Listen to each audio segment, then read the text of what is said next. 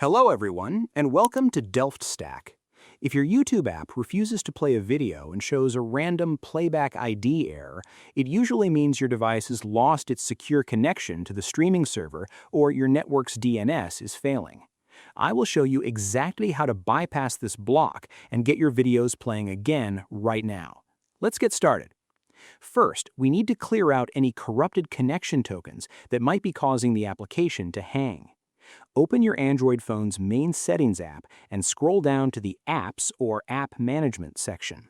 Find and tap on YouTube from the list of your installed applications. Tap the Force Stop button to completely halt the app. Next, tap on Storage and Cache, and then tap Clear Cache.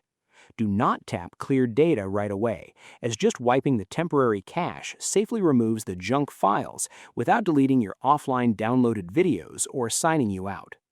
Next, a Playback ID error is very frequently caused by a timeout or a temporary routing block from your internet service provider's DNS server. Swipe down from the top of your screen to open your Quick Settings panel and tap the Airplane Mode icon. Leave this turned on for about 10 to 15 seconds to completely sever your connection from the local cell tower and your Wi-Fi router.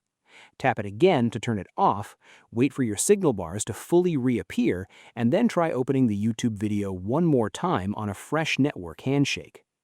Finally, if the cache and network are fine, a recent bugged software update from Google might be causing the playback failure on your specific phone model. Go back to the main YouTube app info page inside your Android settings. Tap the three vertical dots in the top right corner of the screen and select Uninstall Updates. A warning will pop up explaining that this replaces the app with the factory version. Tap OK to confirm.